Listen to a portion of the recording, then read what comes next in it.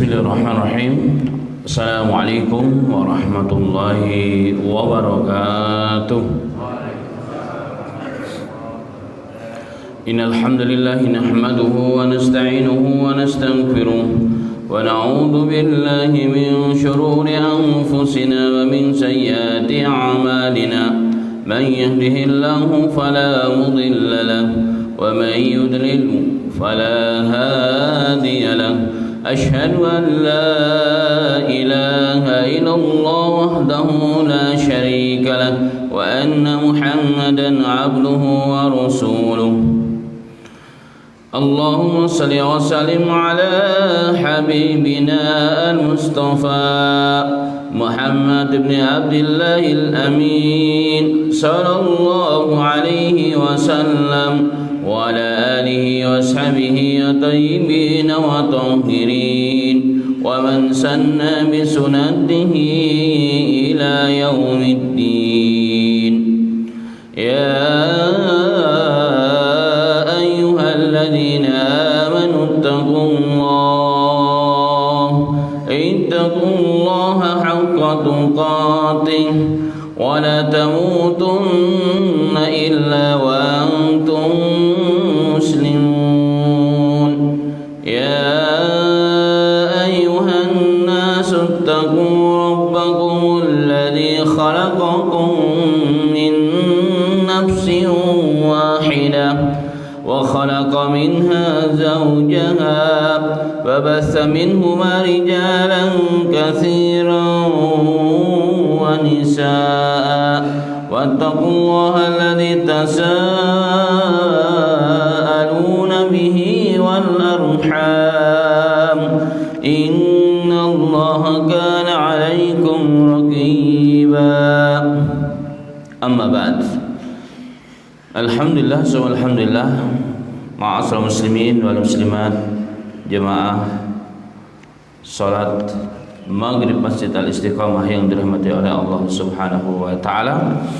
Pagi yang berbahagia ini kita telah memasuki awal tahun 2022 di mana umur kita telah berkurang, ajal kita semakin dekat dan belum tentu amal kita bertambah.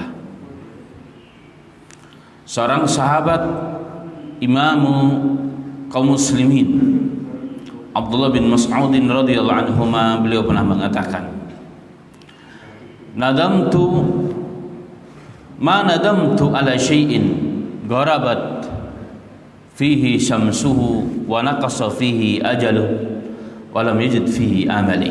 Beliau mengatakan, tidak pernah aku menyesali suatu penyesalan yang mungkin dalam bahasa kita penyesalan yang tidak ada ujung dan pangkalnya, ibarat lautan tidak bertepian.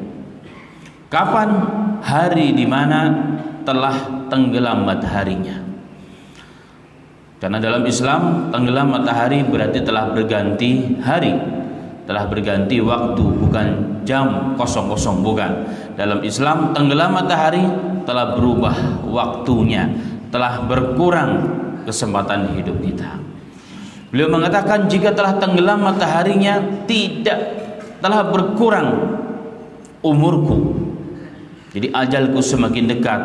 Tetapi yang kusayangkan, jika tidak bertambah pada hari itu, waktu telah berubah, matahari telah berganti, waktu telah berganti, walam yajid fi amali, tetapi belum bertambah amal yang berarti bagiku.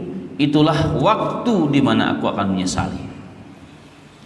Dan jika pernyataan Abdullah bin Mas'ud itu kita timbang, kita sejajarkan dengan kondisi umat pada hari ini, pada malam tadi, itu sangat bertolak belakang. Di mana kebanyakan manusia walaupun tahun ini alhamdulillah berkurang ya, dibandingkan tahun-tahun sebelumnya, mengakhiri hari atau mengakhiri tahun Masehi dengan maksiat dan dosa, berlumuran maksiat dan dosa jauh daripada syariat agama, dan mengawali tahun dengan hal yang sama. Allah musta'an. Dan kita semua insyaallah orang-orang yang dijaga oleh Allah Ta'ala, yang mengakhiri setiap perkara dengan kebaikan dan mengawali dengan setiap kebaikan. Nabi Muhammad sallallahu alaihi wasallam dalam hadis yang sahih riwayat Bukhari, innamal a'malu bi khawatim. Amal itu tergantung akhirnya. Awal sampai akhir kita baik. Di penghujungnya kita akhiri hidup kita waktu, karena waktu itu adalah ibadah.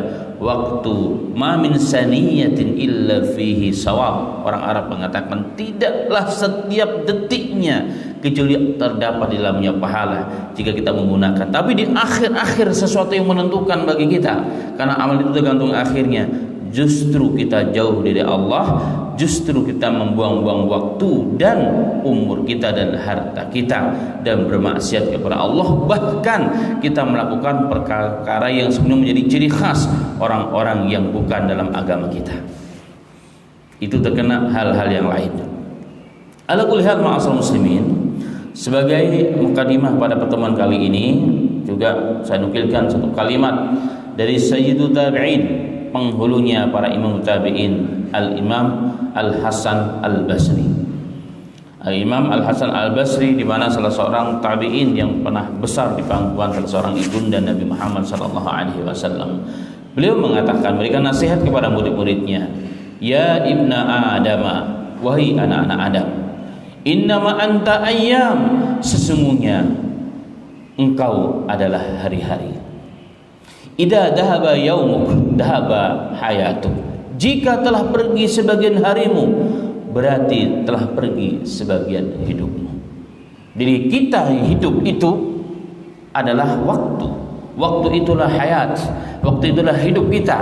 Jika waktu ini hilang, berarti hilang sebagian hidup kita. Hilang sebagian kesempatan kita untuk menambah amal, untuk menambah pahala dan menambah derajat di sisi Allah Subhanahu wa taala.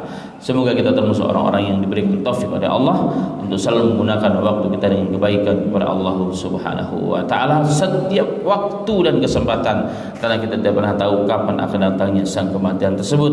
Yang jadi pertanyaan bukan kapan datangnya, tapi sudah siapkah kita untuk menjemput atau untuk dijemput oleh sang kematian tersebut.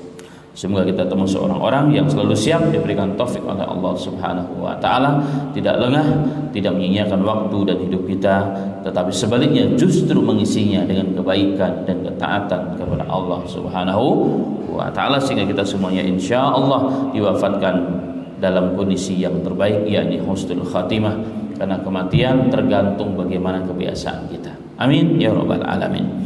Pada kesempatan yang berbahagia ini, kajian kita sebagaimana telah disampaikan yang mungkin dalam flyer adalah insyiqaqul qamar, tentang kajian insyiqaqul qamar, terbelahnya bulan, tentang terbelahnya bulan. Tentang hal ini telah dinukilkan oleh Allah Subhanahu wa taala pada surat Al-Qamar, pada surat Al-Qamar, tentang kisah terbelahnya bulan tersebut. Dan terbelahnya bulan tersebut juga merupakan salah satu mukjizat Nabi kita Muhammad sallallahu alaihi wasallam. Bahkan dalam beberapa riwayat bukan sekali, bahkan 2 kali. Menjadi asbabul wurud atau asbabun nuzul, sebab kejadian dan sebab turunnya ayat. Dalam beberapa riwayat dikisahkan bahwa orang-orang Quraisy, orang-orang kafir itu selalu meminta kepada Nabi Muhammad SAW yang dianggap oleh mereka, jika mereka meminta perkara tersebut, Nabi Muhammad tidak akan mampu. Nabi Muhammad tidak akan mampu menjawab dan memberikan tantangan kepada orang-orang Quraisy kafir atau kafir Quraisy, sehingga mereka kelak akan ada alasan untuk tidak taat dan tunduk kepada ajaran Nabi Muhammad SAW. Ini jadi catatan penting. Artinya bahwa setiap orang-orang kafir, dan dikatakan bahwa al-kufru millatun wahidah, kekafiran itu sama saja dari zaman dahulu sampai akhir zaman, itu sama, hanya orangnya berbeda, tapi perlakuannya, perbuatannya mereka sama dari zaman ke zaman, dari kurun ke kurun, dari hari ke hari, dari sejarah satu ke sejarah yang lainnya. Ketika mereka datang kepada Nabi Muhammad untuk memberikan tantangan, bukan mereka ingin beriman, bukan mereka mencari pembuktian kebenaran Islam, bukan, tapi sesungguhnya ngeles untuk menjauhi, supaya mereka punya alasan untuk tidak beriman. Dan itulah yang terjadi. Sehingga dalam suatu hadis riwayat Muslim, riwayat Hakim, Imam Ahmad, tetapi dengan syarat Muslim, diriwayatkan oleh seorang sahabat yang bernama Abdullah bin Abbas radhiyallahu anhuma. Beliau pernah mengatakan, qalat Quraisy lin Nabi sallallahu alaihi wasallam, ud'u lana rabbak ay yaj'al lana safa dhahaba nu'minu bika, qala taf'aluna, qalu na'am, qala fada'a fa'atahu Jibril faqala inna rabbaka azza wa jalla yaqra'u 'alaika as-salam wa yaqra'u in syi'ta asbaha lahum safa dhahaba faman kafara ba'da dhalika minhum adabtuhu 'adaban la u'adzibuhu ahada minal 'alamin wa in syi'ta fatahtu lahum babat taubah war rahmah, qala bal babut taubati war rahmah. Abdullah bin Abbas radhiyallahu anhu mengatakan, orang-orang Quraisy datang kepada Rasulullah dan menantang Nabi Muhammad sallallahu alaihi wasallam, ya Muhammad, berdoalah kepada Tuhanmu yang kau anggap itu Tuhanmu, ayyaj'al lana safa dhahaba, untuk menjadikan gunung Safa menjadi emas. Dalam riwayat gunung Safa hancur jadi emas sehingga kita bisa bercocok tanam di tempat itu. Itu dalam riwayat yang lain. Itu tantangan orang-orang kafir Quraisy kepada Nabi Muhammad sallallahu alaihi wasallam, dan mengatakan, ya Muhammad, sesungguhnya Tuhanmu, innallaha rabbaka azza wajal, sesungguhnya Allah azza wajal memberikan salam kepadamu. Itu yang pertama. Kemudian yang kedua, wa yakul, dan Allah mengatakan, in syi'ta, jika kau mau ya Muhammad, sebagaimana kehendak kaummu yang belum beriman, akan Allah jadikan gunung Safa menjadi emas. Faman kafara ba'da dzalika minhum, tetapi siapapun yang tidak beriman setelah ini, siapapun yang telah melihat kejadian dan mukjizat yang Allah berikan kepadamu ya Muhammad, dia tetap tidak beriman. Apa kata Allah? Faman kafara ba'da dzalika minhum, jika ada yang tidak beriman di antara mereka, adabtuhu adaban law adzibu adam minal alamin, maka Allah akan mengadabnya dengan adab yang belum pernah diazabkan, diturunkan adab tersebut kepada satu manusia pun di muka bumi ini. Itu konsekuensinya. Itu kata Allah Subhanahu wa taala. Allah mampu. Idza arada syai'an yaqulu lahu kun fayakun, jika Allah menghendaki segala sesuatu maka tinggal kun, maka jadilah. Bahkan kun itu terdiri dari dua kata, kaf dan nun. Ulama tafsir mengatakan sebelum nyambung kaf dan nun, maka jadi apa yang dikehendaki oleh Allah Subhanahu wa taala. Begitu Allahu Rabbul Alamin. Mendengar hal tersebut, pemberitahuan atas kehendak Allah melalui Jibril alaihi salatu wasalam, Nabi Muhammad tertegun. Kemudian Jibril melanjutkan, wa in syi'ta fatahtu lahum babat taubah, tapi jika kau berhendak ya Muhammad, kalau lebih sayang kepada umatmu, maka Allah akan bukakan untuk mereka pintu taubah. Enggak apa-apa mereka belum beriman sekarang, tapi mungkin besok beriman, atau mungkin besoknya lagi beriman. Bertaubat tetap akan terbuka. Apa kata Nabi Muhammad sallallahu alaihi wasallam? Bal babut taubati war rahmah. Bahkan bab taubat dan rahmat tetap terbuka bagi umatku, wahai Allah Rabbul Alamin. Itulah kasih sayang Allah Subhanahu wa taala. Dan dari hadis ini dapat difahami bahwa selalunya orang-orang kafir melakukan hal tersebut, ingin menantang kehebatan Nabi, mukjizat Nabi Muhammad sallallahu alaihi wasallam, sekali lagi bukan untuk beriman, tetapi untuk menjauhi, ngeles dari kebenaran tersebut. Makanya dikatakan jika kita mau maka 1000 jalan bisa dibuat, tapi jika kita tidak mau 1000 alasan bisa disampaikan dan diucapkan. Begitulah ma'asal muslimin rahimani wa rahimakumullah. Begitulah yang terjadi pada bahasan pagi yang berbahagia ini. Orang-orang Arab Quraisy ini di fase Mekah, Mereka sudah kebingungan akal, bagaimana caranya ini menghentikan dakwah Nabi Muhammad. Semakin hari semakin berkembang, semakin diintimidasi, mereka semakin berpegang teguh kepada agamanya. Ajib, kekuatan apa yang menghalangi? Kekuatan apa yang mampu menggerakkan hati mereka? Ini menjadi pertanyaan besar bagi para tokoh-tokoh Quraisy. Dan kita harus paham bahwa tokoh-tokoh Quraisy sebagian besar, bahkan kalau dirunut semuanya, mereka masih satu keluarga, masih satu induk, yaitu Abdul Manaf. Penentangan yang bangsa adalah dari Bani Abdul Syams. Itu masih keluarga Hashim, saudara Hashim bin Abdul Manaf sebenarnya. Jadi artinya mereka masih satu pohon. Dan penentangan terhadap Nabi Muhammad SAW itu didasari dengan banyak hal. Ada hasad, ada juga yang memang tidak mau tersaingi. Inilah yang dirisaukan oleh Umar bin Khattab dari awal-awal kejadian. Umar bin Khattab melawan Nabi Muhammad bukan karena kebencian pribadi, tidak ada masalah pribadi, tetapi memang menganggap Muhammad itu membawa kesesatan. Maka Nabi Muhammad ingin dibunuh oleh Umar bin Khattab. Tapi setelah tahu bahwa Nabi Muhammad tidak seperti itu, maka belakang beliau berbalik, siap membela Nabi Muhammad dengan apapun taruhannya dan risikonya. Nah, kembali kepada maksud, sehingga mereka mengadakan rapat. Apa kira-kira yang kita ingin lakukan untuk menghalangi dakwah Nabi Muhammad? Sudah kita minta sesuatu yang pasti nggak akan bisa, nggak masuk akal. Jika itu memang Rasulullah, jika Muhammad itu memang betul bukan Rasulullah. Akhirnya mereka sepakat, mereka datang kepada Nabi Muhammad sallallahu alaihi wasallam sebagaimana diriwayatkan oleh Anas bin Malik. Anna ahlul Makkah sa'alu Rasulullah sallallahu alaihi wasallam ayuriyahum ayatan fa arahum insyiqaqul qamar. Mereka datang kepada Nabi Muhammad sallallahu alaihi wasallam untuk menunjukkan mukjizat sebagai bukti kebenaran ajaran yang dibawa oleh Nabi Muhammad sallallahu alaihi wasallam, dan Nabi Muhammad sallallahu alaihi wasallam berdoa kepada Allah dan menunjukkan kepada mereka tentang insyiqaqul qamar, yakni terbelahnya bulan. Hadis riwayat Muslim dan Bukhari. Dalam riwayat Anas, fa'arahum al-qamar syiqaini hatta ra'au Hira bainahuma. Kami melihat bahwa bulan pada malam hari itu terbelah menjadi dua.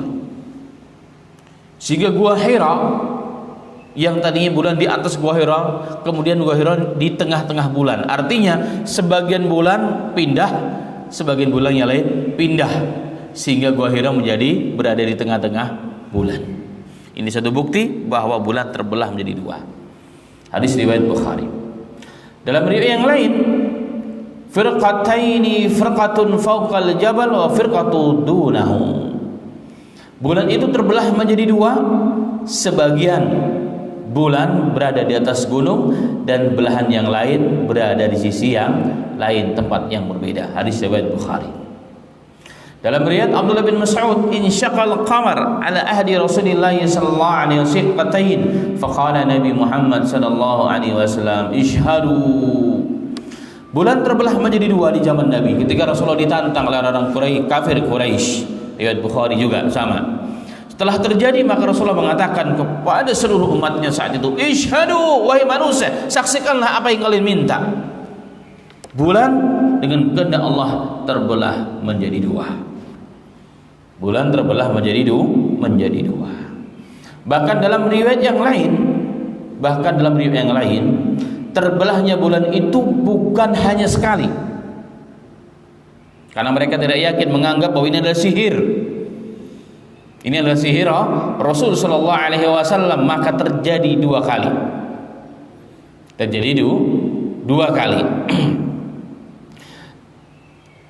Yakni kejadian yang pertama terjadi di Mina. Sebagaimana dalam Sahih Bukhari, kitab Fadail Sahabah. Dari Anas bin Malik radhiyallahu anhu, beliau mengatakan, insyaqal qamaru wa nahnu ma'an nabi sallallahu alaihi wasallam bi Mina. Terjadi peristiwa yang sangat dahsyat, terbelahnya bulan, dan saat itu kami sedang berada di Mina. Kemudian kejadian yang kedua, Abdullah bin Mas'ud radhiyallahu anhu mengatakan, insyaqa bi Makkah. Terbelahnya bulan ketika kami masih berada di Mekah. Karena kota Mekah berbeda dengan Mina. Mina itu di luar haram. Ya, kita ketahui bersama memang sama-sama di Mekah sekarang, masuk wilayah kota Mekah. Tapi zaman dahulu kota Mekah itu di dalam haram. Sekarang haram di dalam kota Mekah. Jadi berarti kota Mekah semakin berkembang. Ya, di Mekah dulu sangat kecil sekali. Dan ini menunjukkan bahwa kejadian tersebut pernah terjadi dua kali. Walaupun terjadi perbedaan ulama, ada yang mengatakan satu kejadian, ada yang mengatakan dua kejadian. Ala kulli hal. Tetapi apa yang terjadi setelah Allah Subhanahu wa taala tunjukkan kuasanya atas Nabi Muhammad sallallahu alaihi wasallam, suatu kejadian alam semesta yang belum pernah terjadi sebelum dan sesudahnya, terbelahnya bulan. Apa kata mereka? Sebagaimana diterangkan dalam surah Al-Qamar, a'udzu billahi minasyaitonir rajim, iqtarabatis sa'atu wa syaqqal qamar. Subhanallah. Allah mengatakan tanda dekatnya hari kiamat jika terbelahnya bulan. Jika bulan telah terbelah menjadi dua, itulah tanda bahwa hari kiamat telah dekat dan itu sudah terjadi. Tetapi tanggapan di orang Quraisy apa kata mereka? Wa yaqulun wa iyarau ayatan yu'ridu wa yaqulu sihrun mustamir wa kadzabu wattaba'u ahwa'ahum wa kullu amrin mustaqir.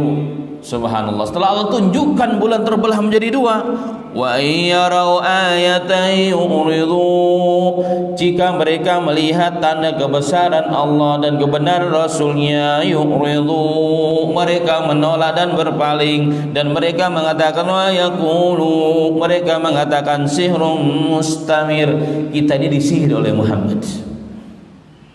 Kita ini disihir, mata kita dibuat kacau sehingga seakan-akan melihat bulan itu terbelah padahal tidak terbelah.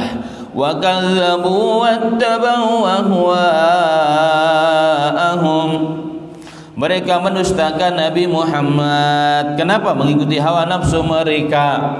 Mereka mengikuti hawa nafsu mereka. Jadi hawa nafsu yang dipertuhankan itu menjadi hijabul hidayah, menjadi penghalang-penghalang hidayah. Nafsu kepada dunia, nafsu kepada jabatan dan seterusnya.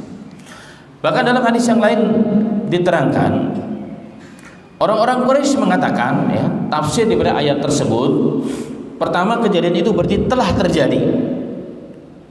Kejadian itu terjadi bahkan di fase Mekah. Di fase Mekah mereka mengatakan, kita semua yang hadir ini telah ditipu, telah disihir oleh Muhammad ini. Kita lihat, kita tunggu dulu.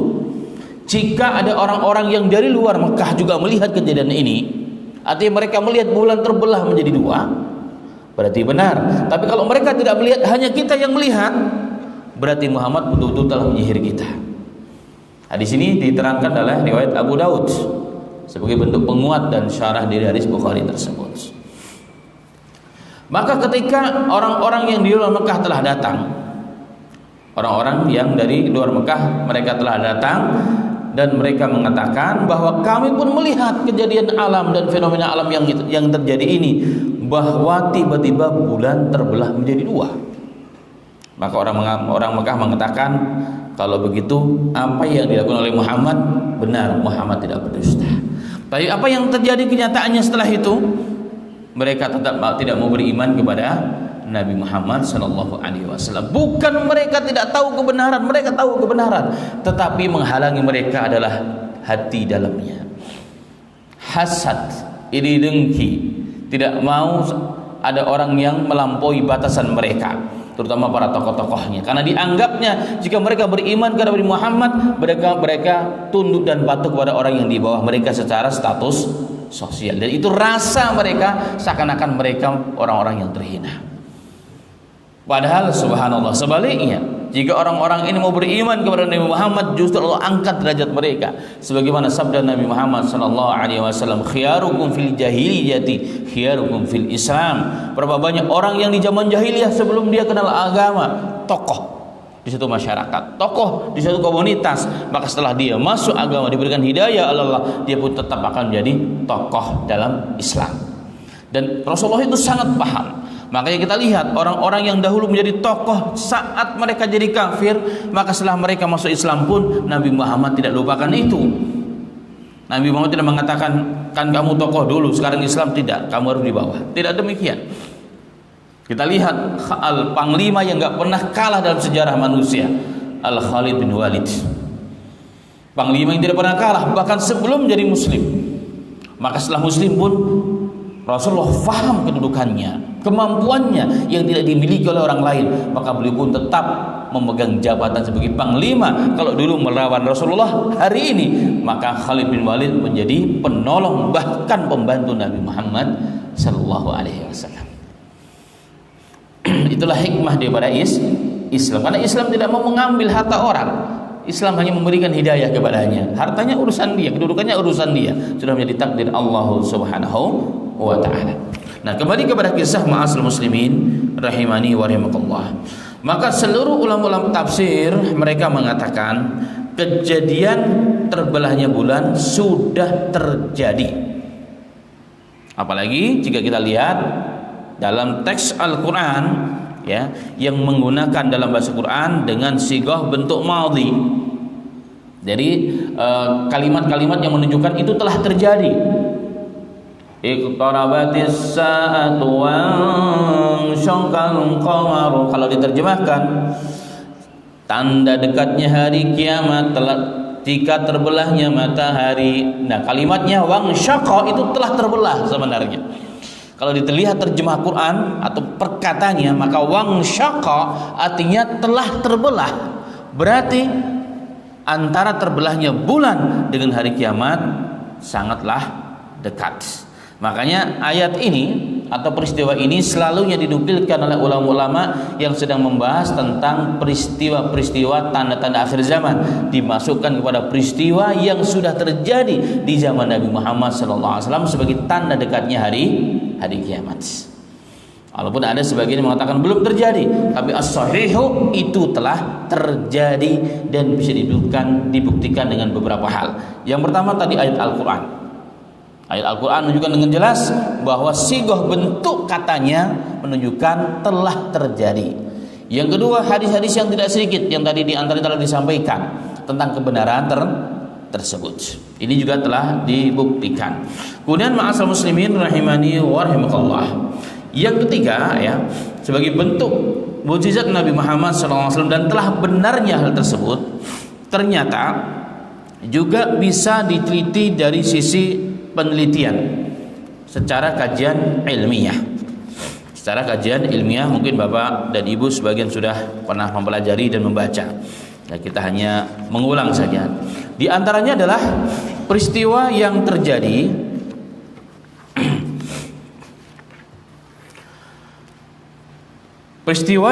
terjadi pada tahun 1969, di mana Amerika Serikat mendaratkan astronomnya yang pertama kali yang sempat menghebohkan dunia di zaman itu, yaitu astronot yang semua kita tahu, ya, Edwin dan juga Neil Armstrong, menggunakan pesawat Apollo 11 yang ketika mereka kembali dari bulan, maka Amerika justru bukan dipuja dan dipuji, yang ada mereka dicela.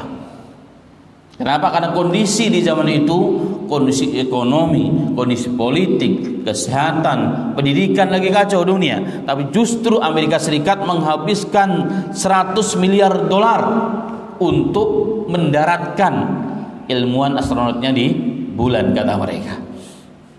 Sehingga untuk mengklarifikasi tersebut, ya, banyak TV-TV, ya, termasuk TV Inggris yang memanggil mereka untuk melakukan klarifikasi, ya, melakukan klarifikasi dan dialog, ya, talk show lah hari ini mungkin seperti itu. Dan peristiwa ini juga terjadi di salah satu stasiun televisi Inggris, di mana kisah yang lain seorang pemuda yang bernama Daud Musa Bikchok. kafir yang kemudian dia menjadi pimpinan gerakan Islam di Inggris di zaman itu. Dalam waktu yang sama yang berbeda, beliau orang yang sangat serius mempelajari seluruh agama. Sehingga suatu ketika seorang muslim yang melihat semangatnya mempelajari agama dan mencari kebenaran, dia menghadiahkan sebuah mushaf Al-Quran. Ketika dibuka, beberapa waktu sebelum itu ketika dibuka, yang terbuka pertama adalah surat Al-Qamar. Waqtarabatis saatu wansaqal qamaru wa yaru yuridu wa yaqulu sihrun mustamir. Tanda hari kiamat sudah dekat, terbalanya bulan. Dan ketika orang-orang kafir melihat, mereka mengatakan kita disihir oleh Muhammad. Ketika dibaca terjemahnya, ini agama masuk akal ini. Ini agama tidak masuk akal, ditutup. Plek. Kemudian sekian lama tidak dibuka. Sekian lama tidak dibuka dalam pikirannya, ini agama nggak masuk akal. Masa bulan bisa terbulan, ini nggak masuk akal. Tapi dalam waktu yang lain, Allah menghendaki hidayah turun kepadanya. Dan Allah menghendaki orang tersebut akan diangkat derajatnya. Pada saat terjadi dialog talkshow antara televisi Inggris dan beberapa orang ilmuwan dari Amerika dan juga yang lainnya yang sedang membicarakan tentang pendaratan astronom dari Amerika ke bulan, beberapa komentator mengatakan dengan nada yang sangat miring, mengkritik, menghujat luar biasa para astronomi tersebut. Kalian ini bagaimana? Dalam kondisi kayak begini, kalian menghabiskan uang begitu sangat banyak, 100 miliar dolar Amerika. Tidak sedikit itu. Kalau digunakan untuk perbaikan ekonomi, sudah terjadi itu. Tetapi kalian hanya membuang-buang waktu, membuang-buang biaya, tenaga dan seterusnya, hanya sampai ke bulan. Apa yang kalian bawa?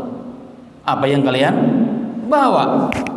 Mereka mengatakan dalam mafhumnya yang cukup panjang ya, dari bahasa Arab saya terjemahkan.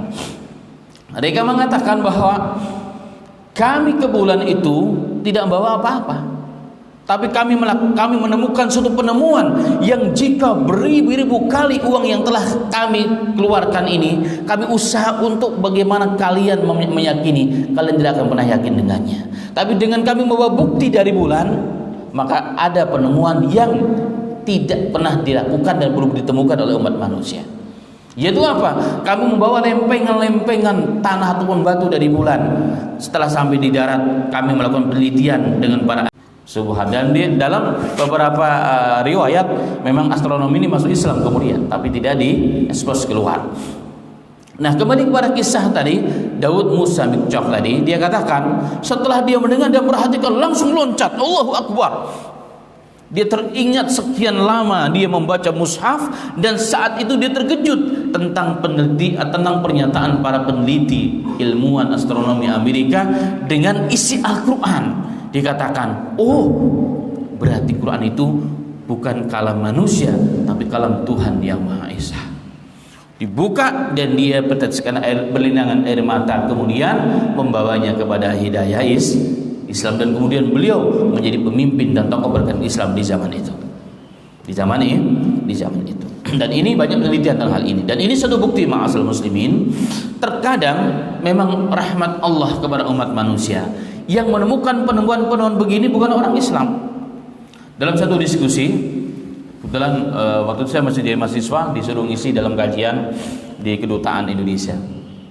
Saya bercerita tentang banyak hal ya, di antaranya ini. Tapi ada salah satu seorang diplomatik yang memang besar dan lama di Amerika, temannya orang Yahudi. Dikatakan, Ustadz Afan, saya melihat dari tadi pernyataan Ustadz itu, selalunya orang yang menemukan kebenaran Islam itu kenapa bukan orang Islam sekarang itu, tapi orang-orang non Muslim. Ini menunjukkan bahwa tingkat peradaban Islam rendah sebenarnya. Kenapa bukan orang Islam kalau memang ini yang betul? Kenapa orang kafir? Saya sampaikan kepada beliau, Allah berfirman dalam Al-Quran, sanurihim ayatina fil afaqi wa fi anfusihim hatta yatabayyana lahum annahul haqq. Kami akan menunjukkan kepada dunia, wa fi anfusihim, daripada diri mereka, agar mereka tahu Al-Quran Islam itu benar dan tidak ada keraguan pada diri mereka. Yang jadi pertanyaan saya tanya kepada Pak, kalau saya seorang ahli di bidang masak, saya bercerita saya telah menemukan masakan baru. Apa pendapat kalian? Itu kan memang tukang masak, selalunya begitu promosi dia supaya laku masakannya. Tapi kalau yang menemukan orang lain, dan saya pernah katakan itu, kemudian ditemukan orang lain yang bukan saya dan bukan ahlinya, maka baru orang akan membenarkan hal tersebut. Begitu juga hari ini, kalau yang menemukan orang Islam, orang-orang kafir mengatakan itu kan orang Islam, bisa aja direkayasa. Tapi kalau yang menemukan mereka sendiri, musuh Islam sendiri, yang tidak suka dengan Islam sendiri, maka itu hujah yang paling kuat atas mereka sesungguhnya. Dan ini yang terjadi pada hari ini sesungguhnya. Bukan karena Islam rendah, bukan. Ada hikmah di balik ini semua. Islam sangat tinggi, tidak bisa terkalahkan. Bahkan kalau kita mau jujur, ada seorang ilmuwan Amerika beberapa tahun yang lalu mengadakan seminar di Jakarta. Salah satu pernyataannya adalah, jika dunia mau jujur, katanya, jika dunia mau jujur, maka dunia berhutang budi dengan Islam. Tanpa Islam, maka ilmu Islam atau ilmu manusia di makhluk ini, perkembangan ilmu dan pengetahuan manusia tidak akan pernah mencapai sebagaimana yang kita capai hari ini. Semua itu adalah orang-orang Islam. Semua itu adalah orang Islam. Bayangkan, kamera saja yang kita gunakan, siapa penemunya? Orang Islam. Subhanallah. Banyak hal dalam dunia ini yang memang ditutup-tutupi, terutama setelah perang kedua. Jadi dunia Islam tentu ditutupi, seakan-akan gelap gulita, padahal mereka mencuri semua dari Islam.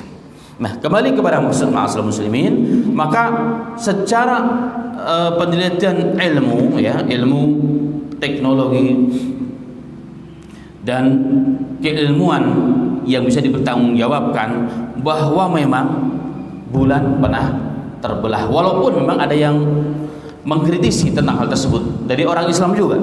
Nggak mungkin lah orang sampai ke bulan, dan nggak mungkin lah bulan itu terbelah. Tapi benar ataupun tidak benar, kisah yang bertahun-tahun kita juga dengar dan kita pelajari tentang penemuan orang-orang astronomi, orang Amerika sampai di bulan, benar ataupun tidak benar, tapi kita tetap yakin bahwa bulan memang benar terbelah. Yang ketiga, bukti sejarah.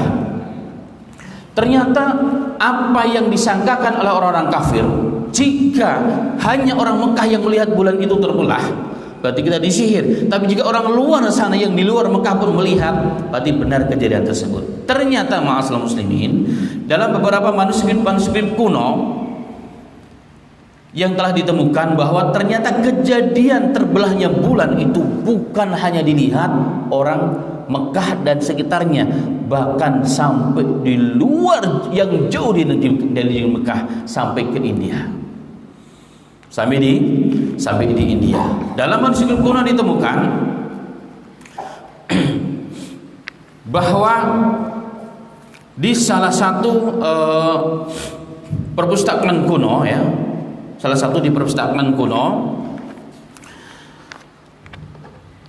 ditemukan bahwa ada satu tulisan kuno yang menyatakan tentang peristiwa terjadinya terbelahnya bulan yang dilihat oleh salah seorang raja dari India. Bahkan salah satu penemuan ini, manuskrip kuno ini ditemukan di Inggris, karena Inggris dulu menjajah wilayah India. Kemudian beberapa tahun yang lalu diadakan dialog dengan beberapa orang yang masih menjadi keturunan raja-raja di tempat tersebut, dan ditanya tentang peristiwa terjadinya bulan terbelah, dan benarkah raja tersebut kemudian Islam, dan mereka semua mengatakan benar, dan itu bisa diberikan dalam sejarah India. Saya bawakan satu tulisan yang berjudul Nidaul Hind, berbahasa Arab. Di sini diterangkan kisah wusulil Islam ilal Hind, kisah sampainya Islam. Bahkan di awal-awal Islam itu muncul di Jazirah Arab, Islam sudah sampai ke India. Walaupun sebagian mengkritisi, tapi beliau menyajikan dengan bukti-bukti sejarah. bahwa ternyata ma'asal muslimin rahimani wa rahimakallah, dalam beberapa pernyataan ya, walaupun nama berbeda, ada seorang raja India di Malabar namanya, di Kerala, yang dalam bahasa Islamnya kemudian dirubah menjadi Tajuddin namanya. Ada yang mengatakan namanya Cereman, ada yang mengatakan dalam beberapa teks ya Cakrawati Farmash, nama-namanya bisa berubah. Diterangkan bahwa pada saat Nabi Muhammad SAW ditantang oleh orang-orang Quraisy untuk membelah bulan dan terbelah bulan itu, si raja ini bersama istrinya, ini raja yang sangat-sangat adil, yang sangat-sangat bijak kepada masyarakatnya. Mereka berdua sedang gelisah, kemudian naik ke atas lantai istana paling atas dan melihat kejadian alam. Tiba-tiba dia melihat dengan kedua matanya bulan terbelah. Dan dia gelisah dari semenjak itu. Dia bertanya-tanya kepada orang, sehingga datanglah para saudagar-saudagar Arab yang datang dari Arab ke India. Karena memang dari zaman dahulu hubungan antara Arab dengan India sangat begitu kuat, terutama dalam sisi perdagangan. Maka orang-orang Arab yang sampai di wilayah sana kemudian menyampaikanlah kisah apa yang dialami di wilayah Arab, terutama di Mekah. Dan kisah ini menjadi perkara yang umum, menjadi berita dari mulut ke mulut, sehingga sampailah berita tersebut kepada raja. Maka kafilah dagang dari Arab tersebut dipanggil ke istana dan ditanya tentang beberapa hal yang membawai kepada raja tersebut untuk meninggalkan kerajaannya, ingin pergi ke Mekah. Dikatakan kalau bulan bisa terbelah atas kehendak Tuhannya karena ditantang oleh umatnya, pasti ini adalah nabi yang benar. Saya akan datang kepadanya. Tapi sebelum berangkat dia melakukan persiapan cukup lama ya. Dikumpulkan semua para gubernur-gubernur bawahannya, kemudian diberikan pernyataan yang jelas ya agar mereka mengurusi rakyat dengan baik. Kemudian kerajaannya diberikan kepada anaknya dan dia berpesan, saya akan datang kepada nabi itu sendiri. Setelah itu saya akan pulang kembali nanti. Maka berangkatlah si raja tersebut bersama rombongan kafilah dagang Arab menuju ke Mekah. Tentunya transitnya pasti di Jeddah, dari Jeddah baru ke Mekah. Dalam beberapa riwayat, termasuk dalam kitab Mustadrak Al-Imam Al-Hakim, ada satu riwayat di mana satu ketika mereka sedang bersama para sahabat yang lain, datanglah kepada mereka Raja Hind dan membawa satu keranjang besar yang isinya adalah zamzabil, jahe, karena India terkenal jahe dari zaman itu. Dan kata sahabat yang meriwayatkan hadis ini, Abu Sa'id Al-Khudri mengatakan, kemudian jahe tersebut dibagi-bagi oleh Rasulullah. Saya termasuk orang yang mendapatkan jahe tersebut pada hari itu. Dan ini dinukilkan ya, bahwa seorang raja dari India datang kepada Rasulullah di fase Mekah, kemudian membawa satu keranjang jahe dan dibagi-bagikan kepada para sahabat.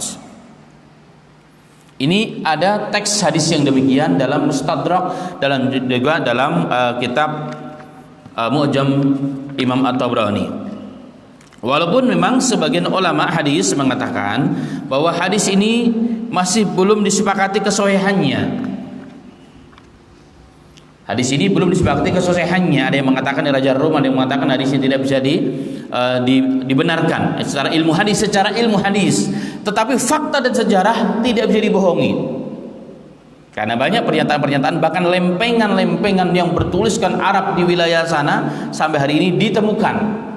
Dan itu menunjukkan bahwa hal itu memang terjadi dan terbukti bahwa ketika raja tersebut sampai kepada Nabi, kemudian belajar agama beberapa hari di sana, kemudian meminta kepada Nabi Muhammad SAW untuk mengutus para dai ke wilayahnya. Dan dai tersebut dipimpin oleh Malik bin Dinar. Dan beliau menulis surat dengan bahasanya kepada para raja, kepada anak-anak penggantinya, agar apabila sampai rombongan dari Arab, tolong dijaga, disupport dan ikuti apa kehendaknya. Nah, dari situlah mereka mulai mengembangkan Islam ya, didukung dengan berbagai macam hal, termasuk kemudian membangun masjid, dan masjid tertua adalah di wilayah itu sampai hari ini.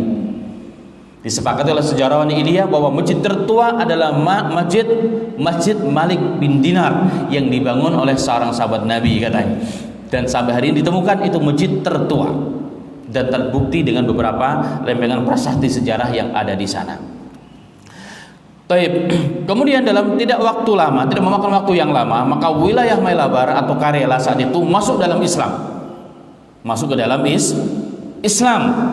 Dan itu satu dalil insahah, jika sahih kisah ini dan itu ma'ruf dalam sejarah India, maka ini sebagai jawaban juga bagi ketua organisasi Islam yang mengatakan Islam itu penjajah. Islam di sana diterima dengan baik tanpa ada pertumpahan darah, diterima bahkan disupport, didukung oleh seluruh pembesar-pembesar kerajaan tersebut, karena memang Islam adalah rahmatan lil alamin. Agamanya sesuai dengan akal, sesuai dengan ilmu pengetahuan, tidak bertentangan dengan apapun, itulah al-Islam. Dan kemudian dari sana pula melahirkan ulama-ulama yang hebat sampai hari ini. Dari wilayah sana mengeluarkan ulama-ulama hebat sampai hari ini, dan ditemukan bahwa di sana banyak terdapat kuburan sahabat. Kemudian ma'asal muslimin rahimani rahimallah, bagaimana dengan nasib raja tersebut?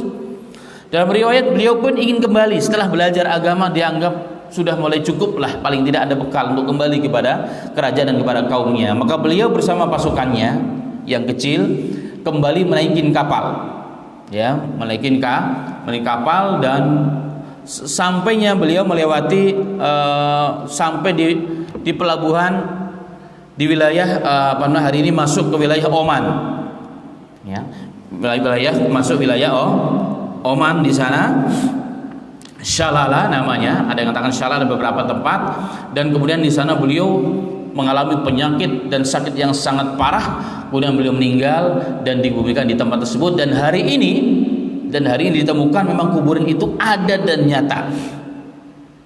Kuburan itu ada dan nyata di tempat itu memang sampai hari ini, dan itu ma'ruf dari kalangan orang-orang Oman.